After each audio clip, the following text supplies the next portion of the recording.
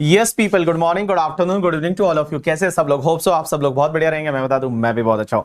So guys, welcome back to the Super 30 वाला जो session था उसमें। और सुपर 30 में से सर पहला क्वेश्चन तो हमने कर लिया था।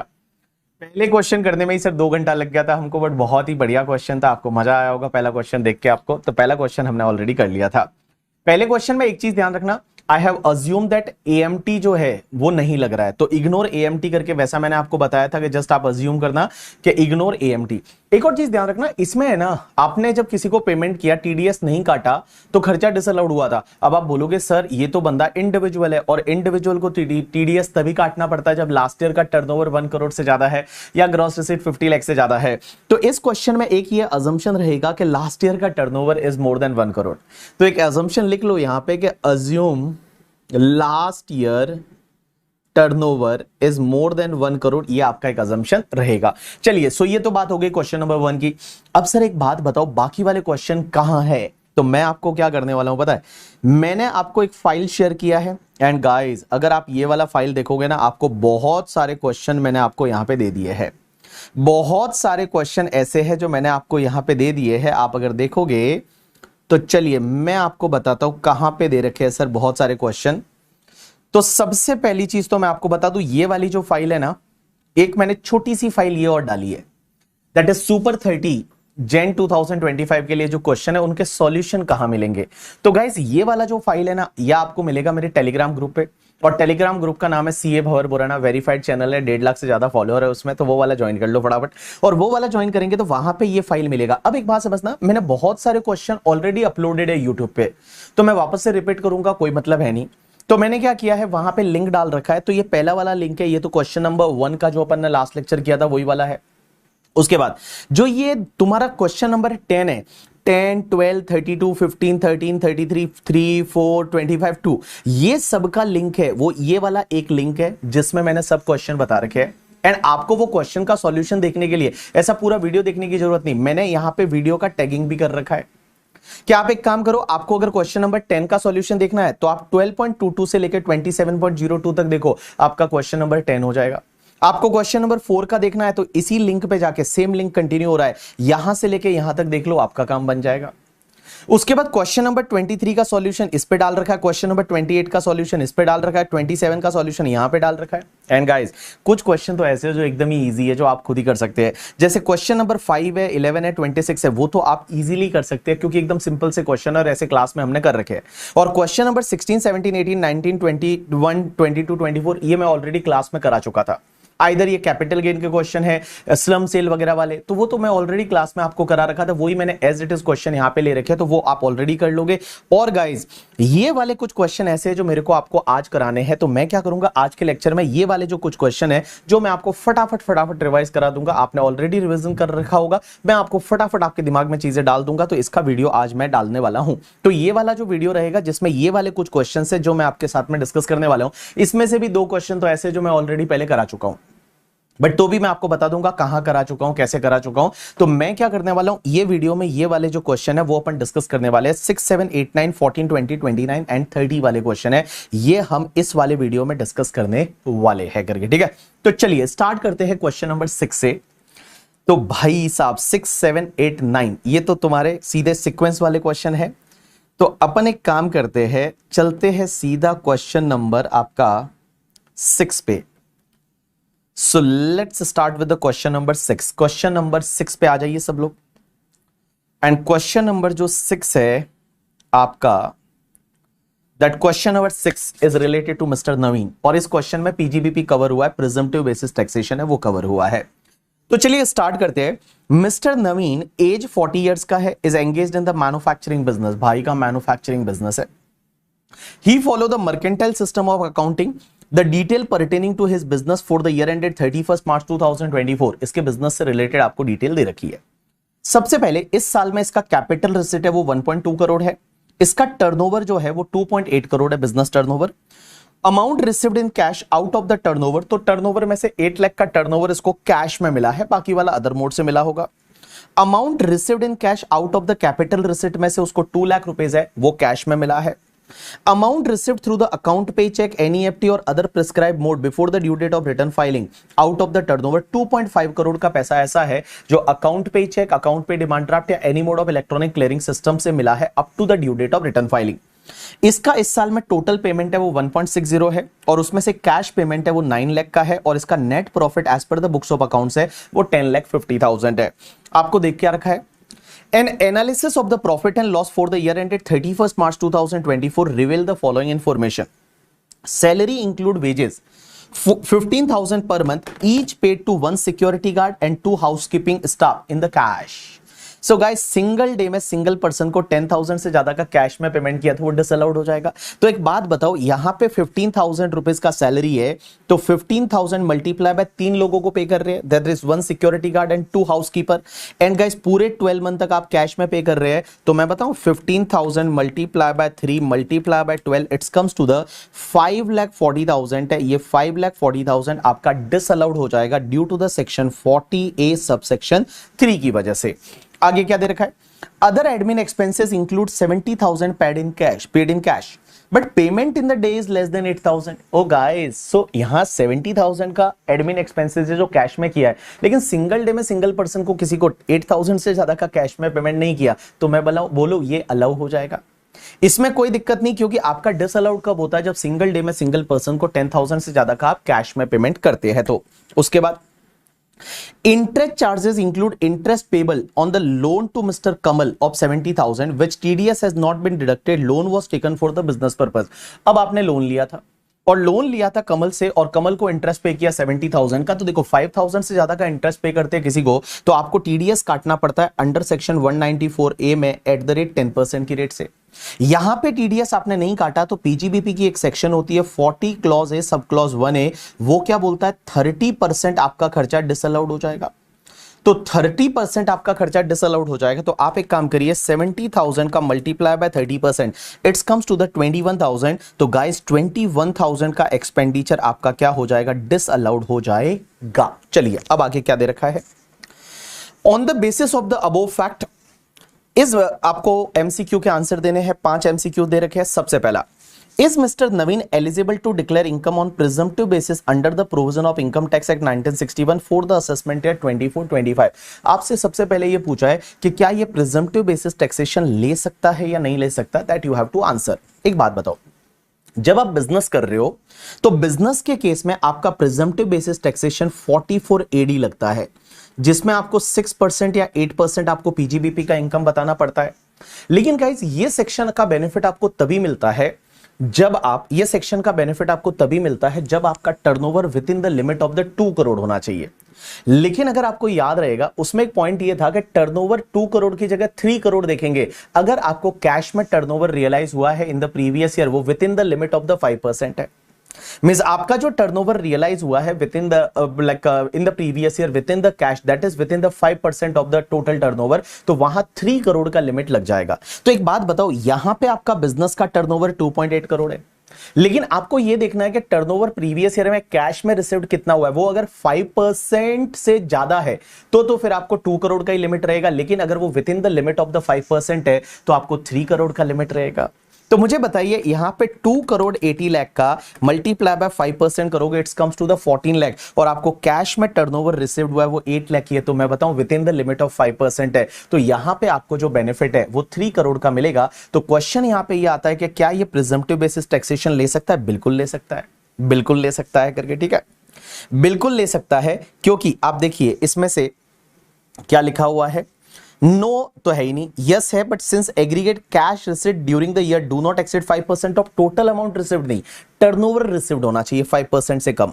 Yes, since the amount received in the cash during the year do not exceed the 5% of turnover, so guys C is the correct answer, answer is yes. Now second question, what would be your answer of MCQ 1 assuming for the purpose of answering this MCQ And MCQ number 3 that Mr. Naveen has additionally received 10 lakh by way of cross check out of the turnover during the previous year 23-24. A guys, अगर नवीन को 10 lakh rupees और cross check से मिला होता तो भाई cross check से मिला, it is like a cash only.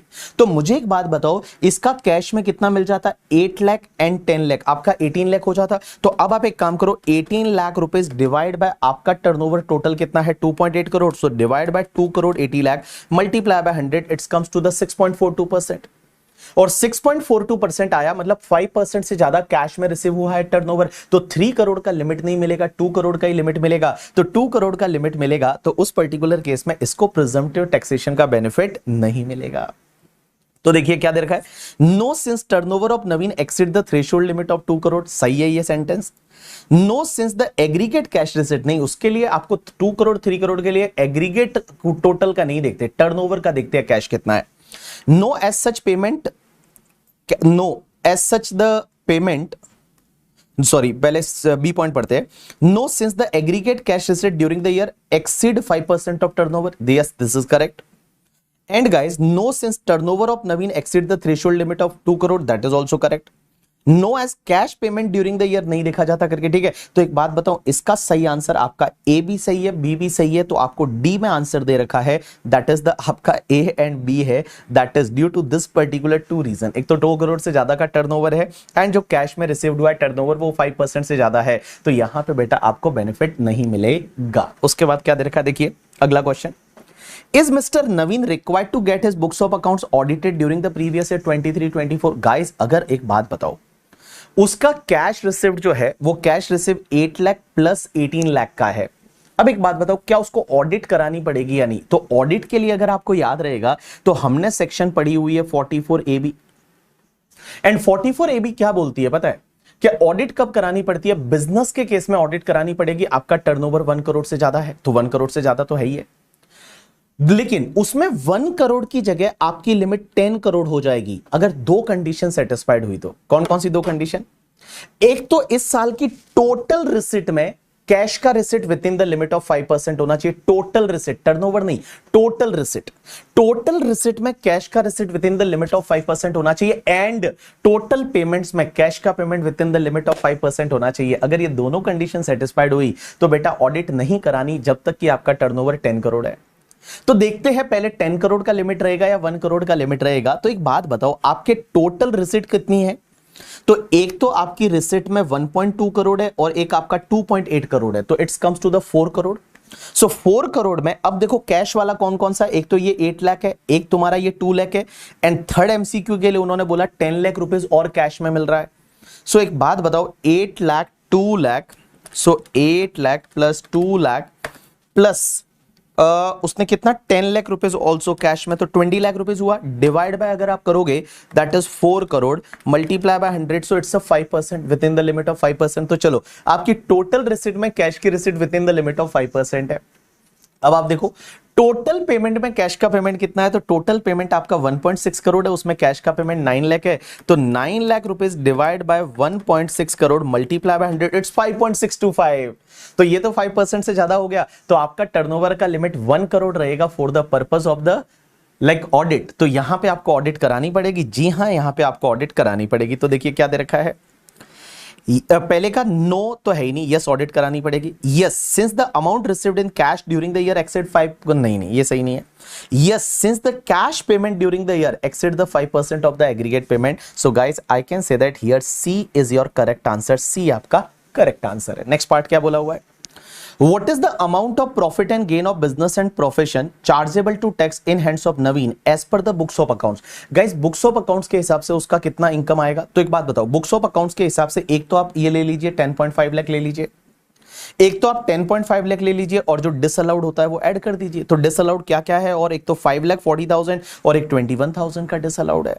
तो आप डिसअलाउड में देखोगे तो 10,50,000 प्लस आपका 5,40,000 जो कैश पेमेंट डिसअलाउड है, एंड गाइस एक 21,000 डिसअलाउड है, इट्स कम्स टू द 16,11,000। तो guys 16,11,000 will be your correct answer. So B is your correct answer. Next part, What is the amount of PGBP chargeable to tax in hands of Naveen if he does not want to get books of accounts audited? अगर audit नहीं हो रही है तो भैया वो 44AD लेगा।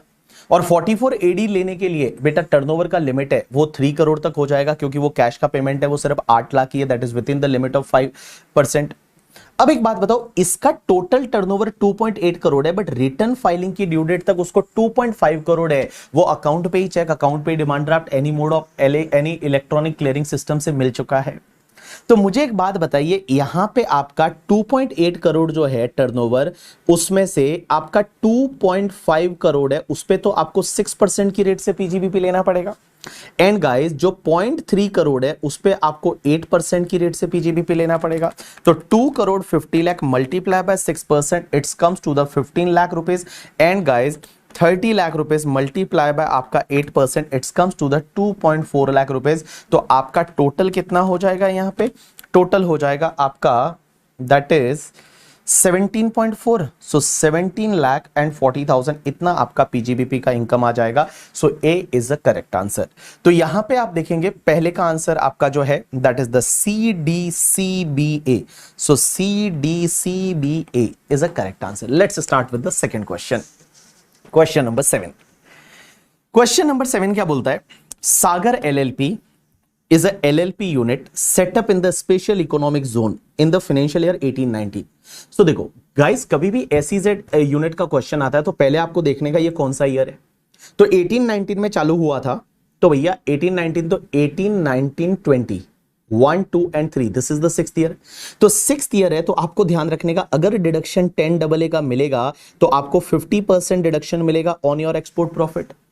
So export profit का आपका 50% है, वो यहां पे डिडक्शन मिल जाएगा। देखिए क्या दे रखा है, the unit fulfil all the condition of 10AA of the income tax act 1961। The detail of the unit for the financial year 23-24 are as given below. Profit of the unit located in SEZ 58 lakh का profit दे रखा है। Export sales of above unit received in the convertible foreign exchange before the 30th September 2024। तो भैया इतना export turnover है जो आपको रियलाइज हो गया, और डोमेस्टिक टर्नओवर इतना है, तो आपका टोटल टर्नओवर हो जाएगा 1 crore 60 lakh. 1 crore is a export turnover and domestic turnover is a 60 lakh, so 1.6 crore will be your total turnover। आगे क्या दे रखा है देखिए, सागर LLP has a 3 partner, that is Mr. Ram, Shyam and Ganesh। Mr. Ram and Shyam are working partner with, and while Mr. Ganesh is a non-working partner। तो भैया गणेश है वो स्लीपिंग पार्टनर है, बट राम एंड श्याम है वो working partner है। All the 3 partner are received the remuneration of 1 lakh rupees per month from the LLP, which is already debited to the profit and loss account। एक बात बताओ, यहां 3 partner को remuneration दे रहे हैं 1 लाख रुपीस पर मंथ पर partner. तो तीनों पार्टनर को कितना हुआ, 36 लाख हुआ। लेकिन एक बात बताओ, इसमें से वर्किंग पार्टनर को कितना दिया, तो वर्किंग पार्टनर को दिया 24 लाख रुपीस। एंड गाइस जो स्लीपिंग पार्टनर है वो स्लीपिंग पार्टनर को दिया है 12 लाख रुपीस। अब एक बात बताओ, स्लीपिंग पार्टनर को जो रेम्यूनरेशन देते हैं वो तो डिसअलाउड होता है। इंटरेस्ट दिया तो चलेगा, बट स्लीपिंग पार्टनर को रेम्यूनरेशन दिया वो तो डिसअलाउड हो जाएगा। तो 12 लाख रुपीस आपका स्लीपिंग पार्टनर वाला रेम्यूनरेशन डिसअलाउड करना है। और देखो वर्किंग पार्टनर वाला अलाउ होता है, लेकिन वो अलाउ कौन से बेसिस पे होता है, बुक प्रॉफिट बेसिस पे। और बुक प्रॉफिट का मतलब मैंने क्या बताया था, पीजीबीपी का इनकम निकाल दो just before the remuneration. Remuneration less करने से पहले पीजीबीपी का इनकम निकाल दो, that is call your book profit. और बुक प्रॉफिट में आपको पता रहेगा अप टू 3 लाख तक का बुक प्रॉफिट पे 90% ऑफ द बुक प्रॉफिट, और 1,50,000 whichever is higher, and balance book profit पे 60% ऑफ बुक प्रॉफिट, इतना आपका अलाउएबल रेम्यूनरेशन आता है। चलिए आगे क्या दे रखा है, apart from this Mr. Ganesh was employed in XYZ Limited till 30th September 2023। 30th September तक गणेश कहीं और जॉब करता था, and having a salary of 80,000 per month. 80,000 का सैलरी था। एक बात बताओ, तो अगर मैं गणेश की सैलरी की बात करूं तो गणेश का सैलरी इनकम कितना होगा, दैट इज 80,000 मल्टीप्लाई बाय आपका कितना 6 मंथ आ जाएगा। तो 80,000 multiply by 6 month, it's comes to the 4,80,000 है, वो गणेश का सैलरी है। लेकिन सैलरी में एक स्टैंडर्ड डिडक्शन मिलता है, वो कितना मिलेगा 50,000 का। तो 50,000 का स्टैंडर्ड डिडक्शन मिलके गणेश का जो सैलरी इनकम रहेगा वो 4,30,000 आ जाएगा। आगे क्या दे रखा है, ही रिजाइन, उसने जॉब छोड़ दिया सितंबर के बाद, 6 महीने काम किया, इतना सैलरी है, उसने जॉब छोड़ दिया। He resign, then he decided to start his own business. He set up a warehousing facility in Pune for the storage of agriculture produce. Agriculture produce का warehouse. ए guys 35 AD आया ना, 35 AD वो पता है 14 business cold chain facility warehousing for agriculture produce and all. So यहाँ पे उसने warehousing चालू कर रहा है किसका, agriculture produce को store करने का. Fulfilling the condition for claim the deduction under section 35 AD, सब condition satisfied कर रहा है. Capital expenditure in respect of warehouse is 90 lakh rupees, जिसमें including the cost of land है वो 30 लाख है. एक बात बताओ, 35 एडी में डिडक्शन मिलता है, बट 35 एडी में डिडक्शन लैंड, गुडविल और फाइनेंशियल इंस्ट्रूमेंट पे नहीं मिलता. Land, goodwill and financial instrument पे नहीं मिलता, बाकी पे आपको 100% डिडक्शन मिलता है अगर आप स्पेसिफाइड बिजनेस 35 एडी वाला करते हैं. तो क्या दे रखा है, इन रेस्पेक्ट ऑफ वेयरहाउसिंग 90 लाख का खर्चा किया, 30 लाख कॉस्ट ऑफ लैंड है इस साल में यह किया है. Warehousing become operational with effect from the 1 December 2023 से ये ऑपरेशनल हुआ. The profit from the operation of warehousing facility before considering the deduction under section 35 AD is 1 crore 10 lakh है. तो गाइस अगर मैं वेयरहाउसिंग की बात करूं तो यहां आपका वेयरहाउसिंग से जो प्रॉफिट है वो आपका नेट प्रॉफिट दे रखा है, that is 1 crore and 10 lakh दे रखा है. 1 करोड़ एंड 10 लाख दे रखा है. इसमें से आपको 35 एडी का डिडक्शन मैं बताऊं 60 लाख रुपीस मिल जाएगा. 60 लाख क्यों मिलेगा, क्योंकि 90 लाख का आपने कैपिटल एक्सपेंडिचर किया है, लेकिन उसमें से 30 लाख तो आपका कॉस्ट ऑफ द लैंड है, लैंड पे डिडक्शन नहीं मिलता. तो मैं बताऊं इसका इनकम 50 लाख रुपीस हो जाएगा. इसका जो इनकम है वो 50 लाख रुपीस है, वो हो जाएगा 50 लाख रुपीस का आपका इनकम हो जाएगा from the warehousing business of the mister Ganesh. आगे क्या दे रखा है, he pay lump sum premium of 90,000 towards the health insurance of the self and his wife. 43 years की है, 36 मंथ के लिए उसने पे किया बाय अकाउंट पे चेक. एक गाइस हेल्थ इंश्योरेंस प्रीमियम पे किया है. एक बात बताओ, हेल्थ इंश्योरेंस प्रीमियम की अगर मैं बात करूं तो हेल्थ इंश्योरेंस प्रीमियम का डिडक्शन आपको 80D में मिलेगा. लेकिन मैंने आपको यह बताया था कि अगर मान लो आप मल्टीपल ईयर के लिए पॉलिसी लेते हैं ना, तो इसका डिडक्शन आपको उतने सालों में मिलेगा जितने सालों में वो पॉलिसी इन फोर्स है. एक बात बताओ, यहां पे आपने 90,000 का प्रीमियम पे किया है, एंड गाइस ये 90,000 का प्रीमियम आपने जो पे किया है that is on the 1 October 2023. And guys कितने मंथ के लिए किया है आपने, 36 मंथ के लिए किया है, मतलब 3 साल के लिए किया है. तो डिवाइड बाय 3 नहीं होगा, क्योंकि मुझे एक बात बताओ, 3 साल अगर आप काउंट करोगे तो यहां से 3 साल मींस आपको 30 सितंबर 2026 के लिए किया है. तो मैंने बोला था डिडक्शन आपको उतने सालों में मिलेगा जितने सालों में वो पॉलिसी इन फोर्स है. तो इसका मतलब आपका प्रीवियस ईयर 23-24 में वो पॉलिसी फोर्स में है, आंसर इज यस. 24-25 में है, आंसर इज यस. 25-26 में है, आंसर इज यस. एंड 26-27 में भी है ना, क्योंकि 26-27 में भी तो 6 महीना है. तो मैं बताऊं यहां डिवाइड बाय 4 हो जाएगा. तो आप एक काम करिए, 90,000 रुपीज जो है उसको डिवाइड बाय 4 कर दीजिए. तो यहां पे आपका डिवाइड बाय 4 इज 22,500 का आपको डिडक्शन मिल जाएगा. तो 22,500 आपका 80D में मिल जाएगा. ऐसा सेम एग्जांपल मैंने कॉम्पैक्ट में भी दे रखा है कि जिसमें आपको पता रहेगा 4 या 5 साल की पॉलिसी ली है और उसका डिडक्शन 6 साल में लिया है. सेम एग्जांपल मैंने दे रखा है. आगे क्या दे रखा है, He also contributed 1,50,000 to the PPF. उसने PPF में डाला तो 80C में डिडक्शन मिलेगा 1.5 लाख रुपए का under the PPF in the old taxation regime. अब देखिए आपसे क्वेश्चन क्या पुट किए हैं इन्होंने. सबसे पहला question, what is the amount of remuneration allowable as deduction to the LLP under the head PGBP. PGBP में कितना रेम्यूनरेशन अलाउ होगा. एक बात बताओ, पहले अपन फर्म की बात करें तो फर्म का PGBP का इनकम आपको दे कितना रखा है, पहले दैट इज द 58 लाख दे रखा है प्रॉफिट. आप एक काम करो, पहले पूरा रेम्यूनरेशन डिसअलाउड करो, क्योंकि बुक प्रॉफिट किसको बोलते हैं, बुक प्रॉफिट का मतलब net profit before claiming remuneration. तो मुझे एक बात बताओ, अगर मैं यहां पे बुक प्रॉफिट निकालता हूं तो बुक प्रॉफिट कैसे आ जाएगा. आपका नेट प्रॉफिट दे रखा है 58 और इसमें रेम्यूनरेशन को ऐड कर दो पूरा. तो 36 लाख के रेम्यूनरेशन को ऐड कर दिया तो बुक प्रॉफिट कितना आया. तो देखिए 58 plus 36 it's comes to the 94 lakh का बुक प्रॉफिट आया. और 94 लाख के बुक प्रॉफिट पे 3 लाख छोड़ दीजिए, 3 लाख पे 90% लीजिए, 2,70,000 आया. तो 94 लाख माइनस 3 लाख कर दीजिए, बचा कितना 91 लाख. उस पे आप 60% करिए प्लस आप जो है वो 2,70,000 को ऐड करिए तो 57,30,000 है वो आता है. 57,30,000 का रेम्यूनरेशन अलाउ है, इतना अलाउएबल है. आपने रेम्यूनरेशन वर्किंग पार्टनर को कितना दिया है, 24 लाख दिया है ना, तो मैं बताऊं पूरा 24 लाख अलाउ हो जाएगा। आपने वर्किंग पार्टनर को जो रेम्यूनरेशन दिया है वो 24 लाख दिया है, तो बाबू आपका पूरा 24 लाख का रेम्यूनरेशन है वो अलाउ हो जाएगा। दूसरा क्वेश्चन क्या है, what is the amount of deduction available under section 10AA to the Sagar LLP and 35 AD to the Ganesh while computing the income under the regular provision of the income tax act। Means अगर मान लो normal provision of income tax act लेते तो 10AA का deduction कितना मिलेगा LLP को, and इसको कितना मिलेगा आपको, क्या नाम है तुम्हारा, सागर को, इसको सॉरी गणेश को। तो गणेश को 35 AD में डिडक्शन तो ये 60 लाख मिलेगा, ये तो हमने कैलकुलेट कर दिया। तो एक बात बताओ, 60 लाख मतलब यहां पे बाबू 1, 2 और 3, चौथा आंसर तो काट ही दो, क्योंकि ये तो 90 लाख तो है नहीं, 60 लाख मिलेगा। अब आपको देखना है LLP को कितना मिलेगा। तो LLP को कितना मिलेगा उसके लिए आपको क्या करना पड़ेगा, पहले एक्सपोर्ट टर्नओवर एक्सपोर्ट प्रॉफिट निकालना पड़ेगा। और एक्सपोर्ट प्रॉफिट निकालने के लिए आप क्या करते हैं, PGBP का इनकम ले लीजिए, SEZ यूनिट का मल्टीप्लाई बाय आप export turnover divide by total turnover. एक बात बताओ, PGBP का इनकम आपको 60 लाख दे रखा है, सॉरी आपको 58 लाख दे रखा है, लेकिन 58 लाख में जो रेम्यूनरेशन डिसअलाउड हो रहा है 12 लाख, वो एड बैक कर दो। तो मैं बताऊं 58 लाख प्लस कर दीजिए 12 lakh, so it's comes to the 70 lakh. तो 70 लाख का आपका PGBP का इनकम हो गया, multiply by export turnover is 100 divide by total turnover is 160।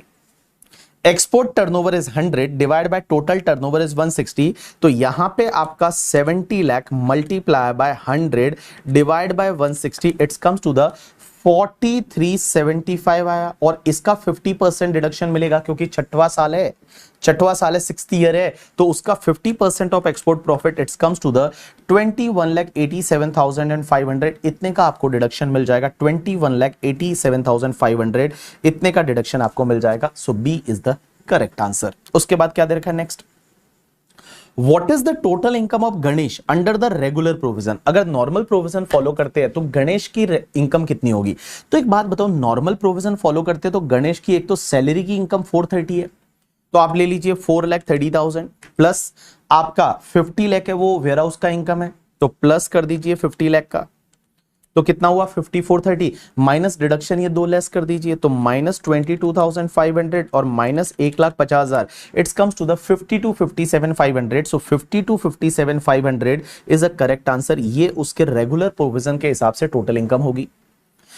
What is the tax liability of Mr. Ganesh under the default taxation regime? Default taxation regime मतलब बेटा, अगर मान लो ये 115 BAC लेता तो क्या होता। एक बात बताओ, 115 BAC लेता तो पहली चीज तो उसकी जो सैलरी की इनकम है वो 4,30,000 ही होती, इसमें तो फर्क नहीं आता।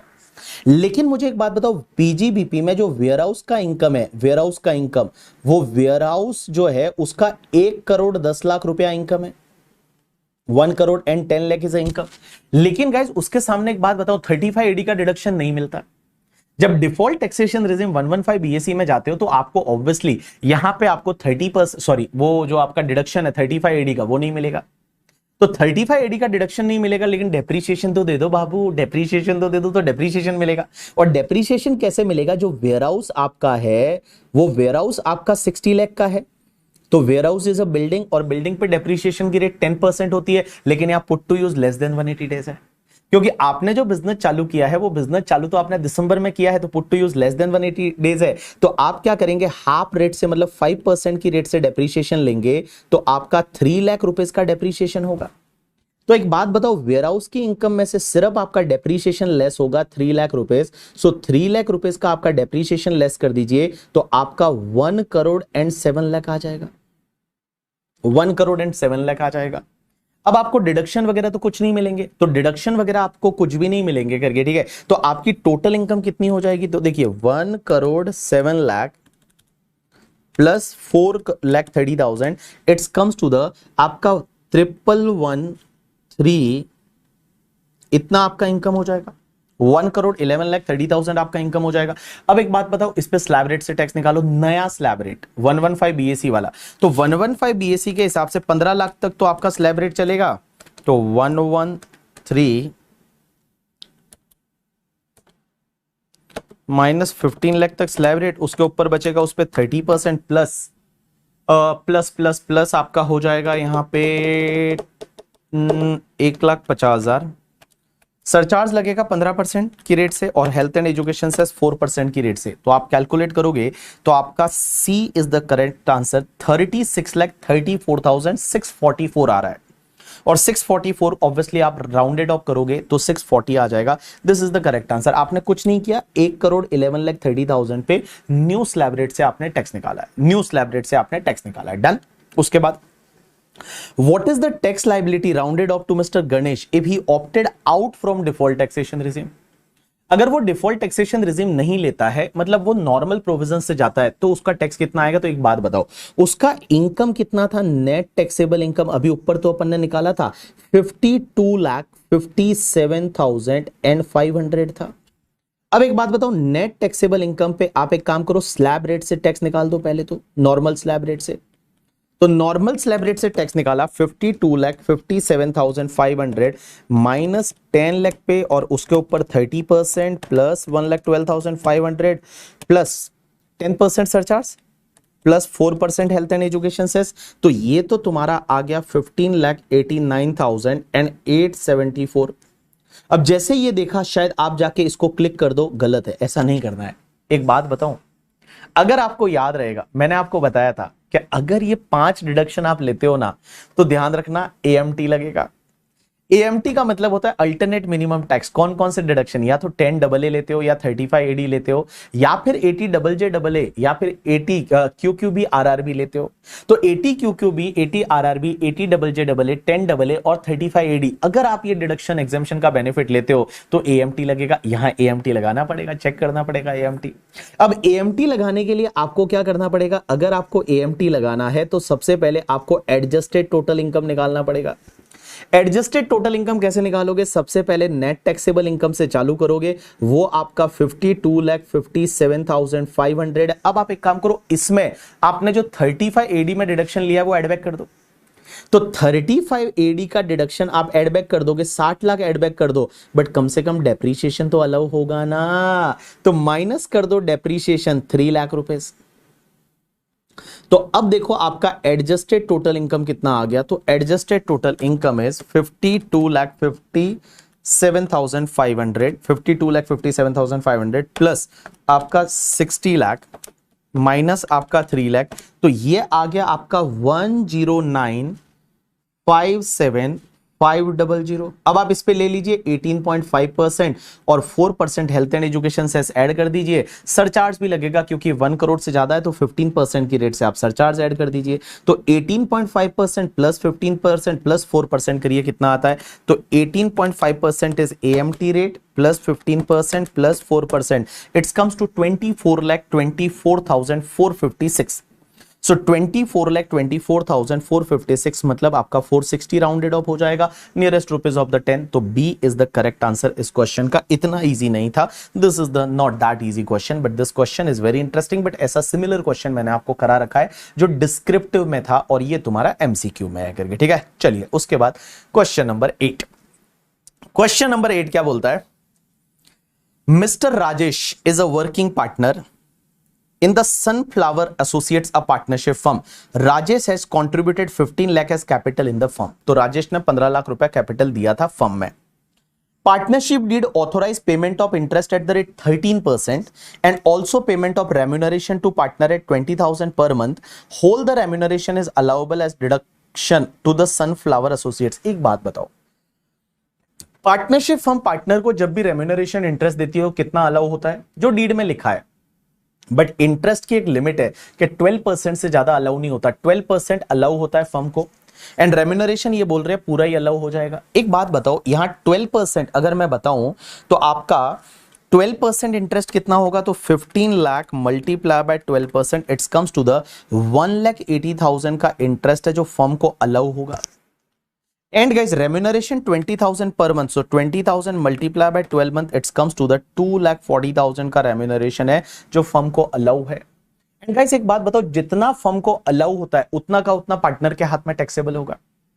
जहां पीजीबीपी का लास्ट लेक्चर था उसमें मैंने ऐसा एक एरो करके बताया था, देखो फर्म को जितना रेम्यूनरेशन इंटरेस्ट अलाउ होता है ना, उतना का उतना पार्टनर के हाथ में टैक्सेबल होता है। फर्म को जितना अलाउ होता है उतना का उतना पार्टनर के हाथ में टैक्सेबल हो जाता है। फर्म को जितना अलाउ होता है उतना का उतना पार्टनर के हाथ में क्या हो जाता है? टैक्सेबल हो जाता है। तो बेटा यहां पे अगर मैं बात करूं राजेश की, तो राजेश के हाथ में 1,80,000 एंड 240, ये दोनों टैक्सेबल होगा, और टैक्सेबल होगा अंडर द हेड पीजीबीपी, ये पीजीबीपी हेड में टैक्सेबल होगा। आगे क्या दे रखा है, Rajesh has set up a unit in SEZ in the May 2017, Rajesh ने एसईजेड में यूनिट सेटअप किया है मई 2017। तो 17, 18, 19, 20, 21, 22, 23, this is the 7th year, तो 50% ऑफ एक्सपोर्ट प्रॉफिट का डिडक्शन मिलेगा। The total turnover and export turnover and net profit of the unit आपको दे रखा है। Out of the export turnover only 45 lakh, only 40 lakh has been received in foreign exchange. तो guys जो export turnover होता है ना, उसमें से एक्सपोर्ट टर्नओवर उतना ही लिया जाता है जितना पैसा आपने इंडिया में रिपेट्रिएट कर दिया up to the within the 6 month from the end of the previous year. तो within the 6 month from the end of the previous year आपने 40 लाख इंडिया में लाया, तो एक्सपोर्ट टर्नओवर में आप 40 लाख लेंगे, बट टोटल टर्नओवर कैलकुलेट करते time पूरा 45 लाख लेना है। आगे क्या दे रखा है, During the previous year 23-24, Rajesh has commenced a business of warehousing facility for storage of edible oil. Hey guys, warehousing of edible oil, इस पे कोई डिडक्शन नहीं मिलेगा 35 एडी में। 35 एडी में डिडक्शन मिलता है warehousing for the agriculture product, warehousing for the sugar पे मिलता है, edible oil पे नहीं मिलता करके। ऐसा एक क्वेश्चन मैंने कराया था क्लास में, edible oil वगैरह पे नहीं मिलता करके, ठीक है। The net profit of this business as per profit and loss account is 750 है, लेकिन following item are debited to the P&L। इसका प्रॉफिट 750 है, बट कुछ खर्चे हैं जो P&L के डेबिट में डाले। एक बात बताओ, पर्सनल ड्राइंग क्या ये अलाउ होगा? आंसर इज नो, ये डिसअलाउड हो जाएगा, इसको आप एड बैक कर दीजिए। एडवांस टैक्स पेबल डिसअलाउड हो जाएगा, क्योंकि इनकम टैक्स में इनकम टैक्स अलाउ नहीं होता। इनकम टैक्स में इनकम टैक्स का इंटरेस्ट पेनल्टी वगैरह आपको अलाउ नहीं होता, तो वापस से इसको एड बैक कर दीजिए। Purchase of the warehousing building 10 lakh for the purpose of storage of edible oil. ए भाई बिल्डिंग पूरा P&L के डेबिट में डाल दिया, ये तो गलत है ना। बिल्डिंग कैपिटल खर्चा है, थोड़ी अलग होता है। और वो 35 एडी में वेयरहाउसिंग फॉर एग्रीकल्चर प्रोड्यूस या वेयरहाउसिंग फॉर द शुगर होता तो अलग हो जाता, बट यहां अलाउ नहीं होगा, तो ये 10 लाख पूरा एडबैक कर दो। लेकिन गाइज इस पे डेप्रीशिएशन अलाउ हो जाएगा 10% की रेट से 2 लाख रुपए, क्योंकि सॉरी 10% की रेट से आपका 1 लाख होगा, या एंड पुट टू यूज आपका 180 डेज से ज्यादा 180 डेज से ज्यादा है, तो 1 लाख रुपए का आपको डेप्रीशिएशन है वो अलाउ हो जाएगा। उसके बाद the following item are credited to the profit and loss account, ये चीजें क्रेडिट में डाल रखी है। Interest on saving bank account with the post office, पहली चीज तो भैया ये अदर सोर्सेज का इनकम है, तो यहां से हटाओ, गोली मारो, अदर सोर्सेज में लेके जाओ। बट अदर सोर्सेज में ध्यान रखना, अदर सोर्सेज में अगर saving bank account with the post office है ना, तो उसमें 3,500 का एक एग्जेम्पशन मिलता है, एंड जॉइंट अकाउंट के केस में 7,000 का एग्जेम्पशन मिलता है। तो बाबू यहां पे आपका 15,000 रुपीज है, वो पहले IFOS में ले जाओ और वहां पे 3,500 का एग्जेम्पशन ले लो। उसके बाद आपका TTA TTB मिल रहा है, तो वो ले लीजिए डिडक्शन टॉपिक में 10,000 का। तो देखिए क्या दे रखा है आगे, interest on the fix deposit जो है वो SBI के साथ है 20,000, तो 20,000 FD का इंटरेस्ट है, ये भी यहां से हटाइए, IFOS में ले जाइए। Dividend from Indian company gross दे रखा है, इसको भी यहां से हटाइए और IFOS में ले जाइए करके, ठीक है। आगे क्या दे रखा है, He has paid the premium of 60,000 on the life insurance policy in the name of the married daughter। अब मैरिड डॉटर के लिए लाइफ इंश्योरेंस पॉलिसी लिया है, क्या डिडक्शन मिलेगा? Answer is yes. Guys ATC में डिडक्शन इंडिविजुअल किसके लिए लाइफ इंश्योरेंस पॉलिसी लेना है, या तो खुद के लिए, स्पाउस के लिए, या चिल्ड्रन के लिए। भाई वो डिपेंडेंट है या नहीं कोई फर्क नहीं पड़ता, वो मैरिड है या नहीं कोई फर्क नहीं पड़ता, क्योंकि मैंने आपको बोला था डिपेंडेंट वर्ड सिर्फ डी की सीरीज में आता है, 80D में आता है, 80DD में आता है, 80DDB में आता है, बाकी कहीं डिपेंडेंट वगैरह नहीं है, मैरिड वगैरह से कोई लेना ही नहीं है। तो एक बात बताऊं, यहां पे भले वो मैरिड है, इसका डिडक्शन मिल जाएगा। पॉलिसी टेकन ऑन 1 अक्टूबर 2018 को, तो बेटा आपका पॉलिसी वैल्यू का प्रीमियम 10% से ज्यादा नहीं होना चाहिए। यहां आपका सम एश्योर्ड 5 लाख है, तो मैं एक बात बताऊं, 60,000 का प्रीमियम पे किया है और आपका सम एश्योर्ड 5 लाख है, तो आपको 50,000 का डिडक्शन मिलेगा। तो 50,000 का डिडक्शन आपको मिल जाएगा under section 80C।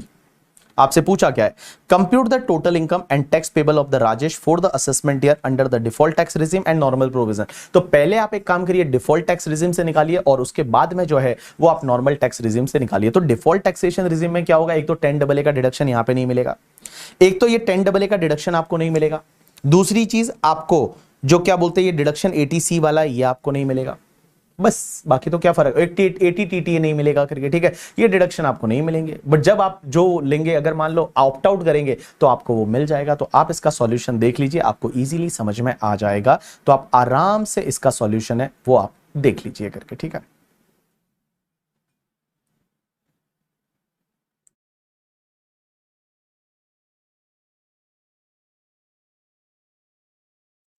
Yes people, next question, question number 9। Sir ये क्वेश्चन नंबर 9 तो हमको देखा देखा लग रहा है। इसमें ये हाउस प्रॉपर्टी है, ये उसका कुछ इंटरेस्ट का डिडक्शन है हाउस प्रॉपर्टी में, या फिर तुम्हारे क्या बोलते हैं उसमें डिडक्शन, ये फिर SEZ वाला, ये न्यू एम्प्लॉय रिक्रूट वाला 80JJAA। एक बात बताऊं, ये क्वेश्चन मैंने करा रखा है, आपके क्लास में करा रखा है। अगर आपको याद रहेगा तो आपकी बुक में क्वेश्चन है जिसमें रघु वाला क्वेश्चन का नाम है, और मैंने बोला था भाई साहब ये क्वेश्चन बड़ा ही शानदार वाला क्वेश्चन है, इस क्वेश्चन को आप स्टार मार्क कर देना 3 मार्क। एंड गाइज ये सेम क्वेश्चन वो का वो है जो मैंने क्लास में करा रखा है, रघु वाला।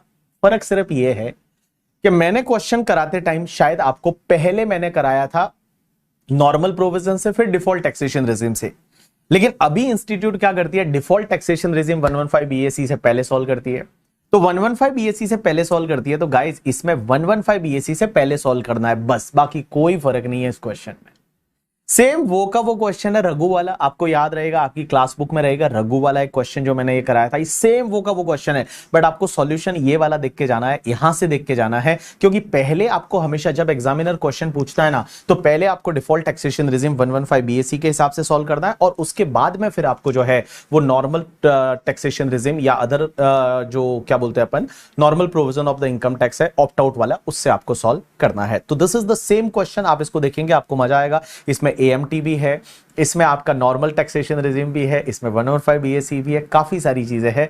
बहुत ही शानदार वाला क्वेश्चन है, बहुत प्यारा क्वेश्चन है, आप इसको देख के जाएंगे। ठीक है, चलिए, तो ये सेम क्वेश्चन है, सिर्फ मैंने इसलिए आपको यहां पे बोला कि भाई ये सेम वो का वो है, सिर्फ फर्क इतना है जो मैंने आपको बताया। आप इसको करेंगे, देखेंगे, आपको मजा आएगा। उसके बाद में क्वेश्चन नंबर 14, देखो क्वेश्चन नंबर 14 में ऐसा कुछ है नहीं। Question number 14 is a same question, ये भी क्लास में ऐसा ही करा रखा है कि देखो ये जो होता है ना 60,000 2,000 80,000, ये क्या होता है, स्लैब होता है वो, जिसको अपन पे स्केल बोलते हैं, कि जब वो ज्वाइन करेगा तो उसकी सैलरी 60,000 रहेगी, फिर अगले साल 1 साल बाद एग्जैक्टली उसकी सैलरी 62,000 हो जाएगी, उसके अगले साल 64,000 होगी, उसके अगले साल 66,000 होगी। इसमें ये क्वेश्चन मैंने इसलिए लिया है क्योंकि आपका रेंट फ्री अकोमोडेशन वाला है ना वो, तो रेंट फ्री अकोमोडेशन में आपको क्या करना पड़ेगा, एग्जाम के लिए 2 पार्ट में डिवाइड करना पड़ेगा, क्योंकि आपका अगस्त तक कुछ चीजें अलग थी और आपकी सितंबर से कुछ चीजें अलग हो गई है। तो अगस्त तक के लिए अपन क्या करते थे, 15% ऑफ द सैलरी लेते थे मुंबई में, और अब आपको लेना पड़ेगा 10% ऑफ द सैलरी। तो इतना सा इसमें फर्क है, इसके लिए क्वेश्चन मैंने लिया है। अभी मैंने आपको जो रेस्ट ऑफ क्वेश्चन के जो लिंक दिए है ना, उसमें भी मैंने सैलरी के बहुत सारे क्वेश्चन वहां पे सॉल्व करा रखे हैं, तो उससे आप देखोगे ये, तो आपका काम बन जाएगा करके। ठीक है, चलिए, तो इस क्वेश्चन में भी ऐसा कुछ था नहीं, आराम से आप मैनेजेबल है, आप कर सकते हैं। उसके बाद अगर मैं क्वेश्चन नंबर 19 के बाद क्वेश्चन नंबर 20 की बात करूं, चलो 20 मैं आपको करा दूं, हाँ चलो। तो question number 20, mister Pankaj is a Indian resident purchase a residential house property eight Kanpur on the 20th August 1998 को उसने कानपुर में घर खरीदा था 20.5 लाख में। The fair market value and the stamp duty value of such property as on 1/4/2001 was a 28.5 lakh and stamp duty value है वो आपका 25 लाख है रेस्पेक्टिवली। एक बात बताओ, अगर कोई एसेट 1/4/2001 के पहले का है तो उसकी अपन कॉस्ट क्या लेते हैं, जो कॉस्ट और FMV whichever is higher. But guys 1/4/2001 का एफएमवी, लेकिन ध्यान रखना FMV as on 1/4/2001 can not be more than SDV as on 1/4/2001। तो यहां पे एसडीवी आपको कितना दे रखा है, 25 लाख दे रखा है, तो भैया 25 लाख और आपका कॉस्ट कितना है 20.5 लाख, तो बेटा आपको 25 लाख लेना पड़ेगा और 25 लाख रुपीज है वो आपकी कॉस्ट ऑफ एक्विजिशन आ जाएगी। तो आपकी कॉस्ट ऑफ एक्विजिशन है वो आपकी 25 लाख है। आगे क्या दे रखा है, On 5th Feb 2016, Mr. Pankaj entered into the agreement with Mr. Gyan for sale of such property for 61 lakh and received an amount of 2.5 lakh as advance. 2.5 lakh रुपए एडवांस मिला 2016 में। However, Gyan did not pay the balance amount and Pankaj forfeited the advance. अब एक बात बताओ, advance money forfeited का क्या होता है? मैंने आपको बोला था 1/4/2014 से पहले वाला है तो आप कॉस्ट में से लेस कर दो, 1/4/2014 के बाद वाला है तो सीधा इनकम फ्रॉम अदर सोर्सेज में टैक्सेबल करो।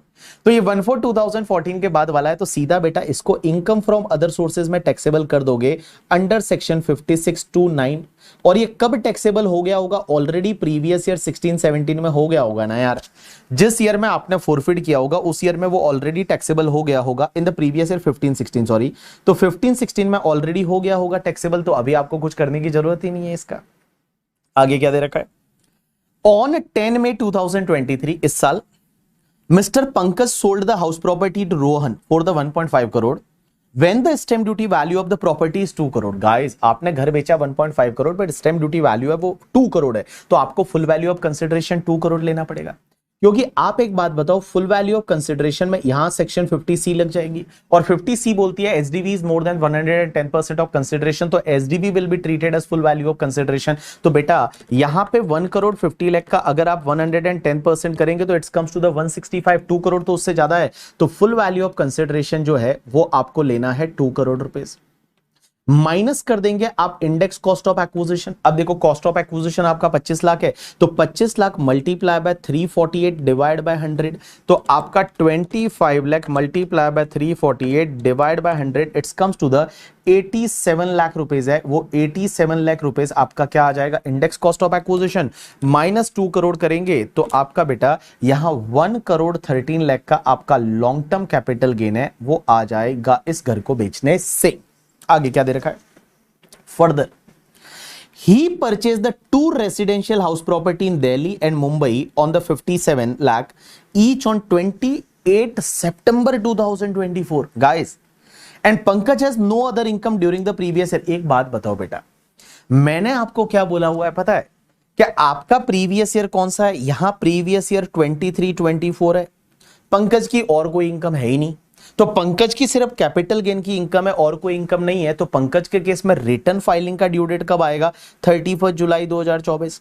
एक बात बताओ, मैंने आपको बोला था कि रिटर्न फाइलिंग की ड्यू डेट तक या तो नया घर खरीद लेना है या फिर पैसा सीजीएस में जमा कराना है, तभी आपको एग्जेम्पशन का बेनिफिट मिलेगा, अदरवाइज एग्जेम्पशन का बेनिफिट नहीं मिलेगा। तो यहां पे एक बात बताइए, इसने क्या किया है पता है, 28 सितंबर 2024 को जाके खरीद लिए घर, लेकिन सीजीएस में पैसा जमा कहां कराया, वो तो कराया ही नहीं, तो बेटा यहां पे आपको 54 का एग्जेम्पशन नहीं मिलेगा, 54 का आपको कोई एग्जेम्पशन नहीं मिलेगा। ये कैपिटल गेन आपका जो है वो पूरा टैक्सेबल हो जाएगा, 1 करोड़ 13 लाख टैक्सेबल हो जाएगा। आपको ये ध्यान देना है कि रिटर्न फाइलिंग की ड्यू डेट आती है ना, उससे पहले पहले या तो घर खरीद लो, नहीं तो पैसा आपको सीजीएस अकाउंट में डालना पड़ेगा। तो इसने सीजीएस अकाउंट में नहीं डाला, ना घर खरीदा 31 जुलाई तक, तो बेटा इसको कोई भी एग्जेम्पशन का बेनिफिट नहीं मिलेगा अंडर सेक्शन 54। आगे क्या दे रखा है, on 31 Jan 2025 mister Pankaj decided to sell the house property at Mumbai. ये जो मुंबई वाला घर है वो उसने कितने में खरीदा था, पंकज ने मुंबई का घर जो है 2 रेसिडेंशियल हाउस प्रॉपर्टी खरीदी थी दिल्ली और मुंबई में 57 लाख, तो 57 लाख का जो घर उसने खरीदा था ये वाला, अब ये बेच रहा है। उसने उसके भाई को बेचा गौरव को 58 लाख में, from which 25,000 was received in the cash में मिल गया 15 Jan 2025 को as advance for signing the agreement, but sale deed was registered on the 30th March 2025 को on receipt of the balance amount through the account पे cheque from the Gaurav. The stamp duty value of the property on Mumbai 31 Jan 2025 agreement की date को 61 लाख था and registration की date को 64 लाख था। एक बात बताओ, पहली चीज तो बेटा एसडीवी कौन सी डेट का लेना है, नॉर्मली रजिस्ट्रेशन की डेट का, बट अग्रीमेंट की डेट का एसडीवी आप ले सकते हैं अगर अग्रीमेंट की डेट है उससे पहले पहले कुछ ना कुछ पैसा मिल गया हो बाय अकाउंट पे cheque, account payee demand draft, any mode of electronic clearing system. यहां जो अग्रीमेंट हुआ था ना वो 31 Jan को हुआ था, अग्रीमेंट हुआ था वो 31 Jan को हुआ था, एंड गाइस रजिस्ट्रेशन जो हुआ है वो रजिस्ट्रेशन 30th March को हुआ। अग्रीमेंट की डेट तक एडवांस तो मिला था, लेकिन अग्रीमेंट की डेट तक एडवांस जो 25,000 मिला था ना वो कैश में मिला था, तो आप अग्रीमेंट की डेट की एसडीवी नहीं ले सकते, आपको रजिस्ट्रेशन के डेट का एसडीवी लेना पड़ेगा, तो आपको 64 लाख लेना पड़ेगा। अब एक बात बताओ, इसने जो है पंकज ने अपने भाई गौरव को ये प्रॉपर्टी जो बेची है ये गौरव को 58 लाख में बेची है, तो सेलिंग कंसिडरेशन 58 लाख है, स्टैम्प ड्यूटी वैल्यू 64 लाख है। पहले एक बात बताओ, क्या 58 लाख का 110% से ज्यादा है क्या? तो एक बात बताओ, 58 lakh multiply by 110% it's comes to the 63,80,000 I think, multiply by 110% it's 63,80,000। अब 63,80,000, एक बात बताओ 63,80,000 उससे ज्यादा है SDV, answer is yes 64 lakh है ना, तो यहां full value of consideration 64 lakh आएगा। तो जब आप पंकज के हाथ में ये कैपिटल गेन निकालोगे तो full value of consideration 64 lakh और कॉस्ट ऑफ एक्विजिशन उसका 57 लाख है, तो बेटा 7 लाख का यहां पे शॉर्ट टर्म कैपिटल गेन हो जाएगा। और इसने किसको बेचा है? पंकज ने अपने भाई को बेचा है, हिज ब्रदर को। तो कैपिटल गेन तो लगेगा ही, बेचोगे तो। गिफ्ट किया तो कैपिटल गेन नहीं लगेगा, बेचा तो कैपिटल गेन लगेगा। आगे देखिए क्या दे रखा है। Based on the above fact of the case scenario given above, choose the most appropriate answer of the following question. पहला, what will be the index cost of acquisition of residential house property at Kanpur for the computation of capital gain in hands of the Pankaj? So guys, Pankaj के लिए index cost of acquisition कितना आया था? 87 लाख आया था। तो 87 lakh is your correct answer, so B is your correct answer. दूसरा point, the amount of capital gain taxable in hands of the Pankaj in the assessment है 24-25 for sale of the Kanpur property. So Kanpur property का capital gain 1 crore 13 lakh आया था, तो D is a correct answer, 1 crore 13 lakh.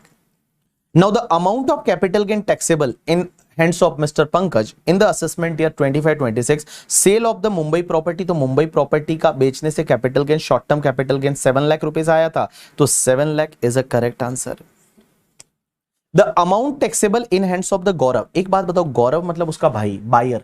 एक बात बताओ, buyer जब अगर लो कंसिडरेशन पे घर खरीदता है तो 56-10 में टैक्स लगेगा, लेकिन 56-10 में एक चीज है, मिस्टर आईडी हटला आईटीसी पे नहीं लगता। और मिस्टर आईडी हटला आईटीसी में एक बात बताओ, मिस्टर में आर का मतलब होता है रिलेटिव। अगर आप रिलेटिव से कुछ भी खरीदते हो या रिलेटिव से आपको गिफ्ट मिलता है तो उसमें आईएफओएस में आपको टैक्स नहीं लगता। तो एक बात बताओ, रिलेटिव से जब मिल रहा है तो बेटा गौरव के हाथ में कुछ भी टैक्स नहीं लगेगा, 56-10 नहीं लगेगा। So A is a correct answer.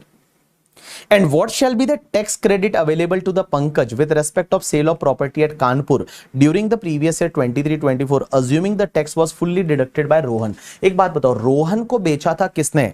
Pankaj ने घर, कानपुर वाला 1.5 करोड़ में बेचा था, 1.5 करोड़ में। स्टैंप ड्यूटी वैल्यू जो है वो आपका 2 करोड़ है। एक बात बताओ, जब भी कोई इमूवेबल प्रॉपर्टी खरीदता है तो बायर को 194 आईए में टीडीएस काटना पड़ता है, 194 आईए। और 194 आईए में टीडीएस अगर 50 लाख या उससे ज्यादा का कंसिडरेशन या फिर एसडीवी है तो टीडीएस 1% की रेट से काटना पड़ता है, कंसिडरेशन और एसडीवी विचएवर इज हायर पे। तो कंसिडरेशन और एसडीवी व्हिचएवर इज हायर का मतलब है यहां पे 1% ऑफ द 2 करोड़। तो 2 करोड़ के 1% अगर 2 लाख का टीडीएस कटेगा तो बेटा इसको क्रेडिट है वो 2 लाख का मिल जाएगा, इसको 2 लाख रुपीस का क्रेडिट मिलेगा। आगे क्या दे रखा है? Is mister Pankaj required to file is return? क्या पंकज को रिटर्न फाइल करना पड़ेगा? Answer is yes. क्योंकि एक बात बताओ, रिटर्न फाइल क्यों करना पड़ेगा? क्योंकि इसका लॉन्ग टर्म कैपिटल गेन भाई 1 करोड़ और 13 लाख है, और एग्जाम्पशन वगैरह तो कुछ मिल नहीं रहा है, तो इसकी इनकम जो है वो बेसिक एग्जाम्पशन से ज्यादा है, तो क्या इसको रिटर्न फाइल करना पड़ेगा? Answer is yes, his total income is more than basic exemption. तो आपका आंसर हो B D B A and A करके, B D B A. So this is also very good question, exam में ऐसे question आएंगे। Done. उसके बाद में गाइस बाकी तो मेरे हिसाब से सब क्वेश्चन का मैंने आपको लिंक दे रखा है, कुछ क्वेश्चन सब क्लास में करा रखे हैं, करण ने क्रॉस गिफ्ट वाला, ये अदर सोर्सेज का, ये सॉरी क्लबिंग का एक क्वेश्चन है, ये क्लास में करा रखा है आपको। उसके बाद में ये क्वेश्चन का मैंने आपको लिंक दे दिया है 26 वगैरह, बड़ा सिंपल सा सेट ऑफ कैरी फॉरवर्ड का क्वेश्चन है। 27 मैंने करा दिया, 28 करा दिया, 29 मैं नहीं कराऊंगा भाई, 29 और क्वेश्चन नंबर 30 है, ये मैं नहीं कराऊंगा, ये आप ही को करना है। बड़ा सिंपल से क्वेश्चन है। आप एक काम करेंगे, टीडीएस टीसीएस को रिवाइज करेंगे ना, ये पूरे क्वेश्चन में आपका पूरा टीडीएस टीसीएस रिवाइज हो जाएगा। ये पूरे क्वेश्चन में आपका पूरा टीडीएस टीसीएस है वो रिवाइज हो जाएगा। मैंने हर पॉइंट कवर करने की कोशिश की है, तो यहां पे इससे आपका टीडीएस रिवाइज हो जाएगा और ये वाले से आपका रिटर्न फाइलिंग वाला रिवाइज होगा। कि सर एक बात बताओ, आपको पता है रिटर्न किसको फाइल करना पड़ता है? उसमें एक पॉइंट था ना कि रिटर्न किसको फाइल करना पड़ता है, कंपनी पार्टनरशिप फर्म को रिटर्न फाइल करना मैंडेटरी है। अदर एसएससी के केस में रिटर्न फाइल तभी करना पड़ता है जब अदर एसएससी का, अगर मान लो आपका total income gross total income है before claiming exemption basic exemption से ज्यादा है। उसमें एक और पॉइंट था, पता है कि अगर कोई भी पर्सन है रेजिडेंट, ऑर्डिनरीली रेजिडेंट, इंडिया के बाहर कोई असेट है या इंडिया के बाहर किसी अकाउंट का साइनिंग अथॉरिटी है, तो उसको रिटर्न फाइल करना पड़ेगा। उसमें एक कुछ पॉइंट और थे, पता है आपको, याद है कि अगर आपके करंट अकाउंट में डिपॉजिट हुआ है वो पूरे साल में मिला के 1 करोड़ से ज्यादा हुआ है तो आपको रिटर्न फाइल करना पड़ेगा। In case of the current account में वो 1 करोड़ से ज्यादा का डिपॉजिट और सेविंग बैंक अकाउंट में 50 लाख या उससे ज्यादा का डिपॉजिट हुआ है तो रिटर्न फाइल करना पड़ेगा। अगर आपका जो लाइट का बिल है, इलेक्ट्रिसिटी एक्सपेंडिचर 1 लाख से ज्यादा है तो रिटर्न फाइल करना पड़ेगा। फॉरेन ट्रेवल का एक्सपेंडिचर 2 लाख से ज्यादा है तो रिटर्न फाइल करना पड़ेगा। अगर आपका टीडीएस टीसीएस कटा है या कलेक्ट हुआ है वो 25,000 या उससे ज्यादा है और सीनियर सिटीजन के केस में 50,000 या उससे ज्यादा है तो रिटर्न फाइल करना पड़ेगा। उसके बाद में अगर आपका टर्नओवर 60 लाख रुपए से ज्यादा है तो रिटर्न फाइल करना पड़ेगा। प्रोफेशन के केस में ग्रॉस रेसेट 10 लाख से ज्यादा है तो रिटर्न फाइल करना पड़ेगा। तो गाइज वो पढ़ने के बाद अगर आप ये पांचों पॉइंट करोगे तो आपका काम बन जाएगा, ठीक है। सो गाइज जो जो डिफिकल्ट क्वेश्चन थे ना वो सबके सॉल्यूशन मैंने आपको इन वीडियो के माध्यम से दिए हैं। ये वाला वीडियो, पहला वाला वीडियो, ये वाला वीडियो और बाकी वाले वीडियो के लिंक मैंने यहाँ पे दे रखे हैं। तो जिस जिस क्वेश्चन में आपको डाउट आता है वहां पे आप इस लिंक पे जाके और वो उसका सॉल्यूशन कर सकते हैं। क्वेश्चन नंबर 27 जो था टीडीएस टीसीएस, वो लास्ट ईयर का शायद था, उसका मैंने लिंक दिया है, सिर्फ डेट का चेंज होगा, बाकी कुछ भी चेंज नहीं होगा। तो पूरा एक्सप्लेनेशन के साथ मैंने आपको ये चीजें दे रखी है। गाइस आज मेरा तो बर्थडे है और मेरा बर्थडे तो भी मैंने सोचा आपको तो पढ़ा ही लूं करके, ठीक है। तो आपके लिए मैंने ये लेक्चर रिकॉर्ड किया है। बस मेरे को अब एक प्रॉमिस दे दो कि अगला एक महीना है आपके लिए और ये महीने आप जी जान से लगा दो। देखो रिजल्ट जो होने रहने वाला है वो 15-20% रहने वाला है और मेरे को ये इंटरनल इन्फॉर्मेशन पता चली है तुम्हारे एग्जाम के लिए ये वाला रिजल्ट अच्छा रहने वाला है। फटाफट सीए फाइनल में आओ और हम लोग मिलने वाले हैं सीए फाइनल में। एंड सीए फाइनल में लाइव सेट है, सच बताऊं तो करके, ठीक है। पहले जो लोग बोलते थे ना 10th क्लियर कर लो, 12th क्लियर कर लो, फाउंडेशन क्लियर कर लो, लाइव सेट है, मैं बोलता हूं इंटरमीडिएट क्लियर कर लो, लाइव सेट है। क्योंकि इंटरमीडिएट क्लियर करने के बाद 2 साल का टाइम मिलेगा, आराम से सीए फाइनल का धीरे धीरे होले होले पढ़ाई करेंगे। 5 सब्जेक्ट है, 6 सब्जेक्ट है, बट छठा तो कॉम्प्लीमेंट्री है। तो 5 सब्जेक्ट है तो भाई साहब 5 सब्जेक्ट आराम से अपन कंप्लीट करेंगे और बहुत मजा आने वाला है सीए फाइनल में। लेकिन उसके लिए इंटरमीडिएट का ये वाला जो पड़ाव है उसको अपने को पास करना पड़ेगा, पार करना पड़ेगा। So guys best of luck for your examination. ये मेरा लास्ट लेक्चर था जिसमें मैं आपके लिए, जैन वालों के लिए वीडियो डाल रहा हूं। तो भाई साहब अब अगले लेक्चर जो है वो आपको कोई लेक्चर नहीं देखना है, एग्जाम में जाके एकदम किल करके आना है, जोरदार एग्जाम में लिख के आना है जितना आता है। और देखो मैं बताऊं, पेपर डिफिकल्ट है ना, पूरे इंडिया के लिए डिफिकल्ट है और पेपर ईजी है तो सबके लिए ईजी है। तो आपको ऐसा सोचने का नहीं, अगर डिफिकल्ट आ जाता है कोई भी पेपर, लॉ डिफिकल्ट आया, डी टैक्स आ गया या अकाउंट आ गया, ऑडिट आ गया, तो आपको ऐसा वहां पैनिक क्रिएट नहीं करना। जितना आता है दिमाग को शांत रखो, एकदम कूल रखो, आराम से बोलो ऑल इज वेल, और जितना आता है उतना आप लिख के आओ, क्योंकि उसके बाद आपको चेंज भी नहीं कर सकते ना, सीधी सी बात है। और एग्जाम से घर पे आने के बाद वापस से उसके बारे में सोचना ही नहीं है। कोई भी प्रोफेसर रिव्यू डालता है देखना ही नहीं है, जाके घर पे आते ही पेपर को फाड़ देना है, फेंक देना है करके, ठीक है। पेपर को कहीं डब्बे में डाल दो, आपको अब वो पेपर जो हो गया, because you can not change that ना, now you can change the future paper. सो फ्यूचर के पेपर पे ध्यान देना। बहुत सारे लोग घर पे आएंगे और मार्किंग करेंगे और कहीं जबरदस्ती जो है, अगर मान लो गलती से भी कहीं 37 38 आ गया तो उसको जबरदस्ती 40 मार्क्स पे लेके जाएंगे, 41 पे लेके जाएंगे। तो ये सब आपको नहीं करना है गाइस। जस्ट फोकस, जस्ट आपको जो फोकस करना है वो किस पे करना है, अगले पेपर पे करना है। So all the best for your examination. Thanks a lot people, that's enough for today from my side.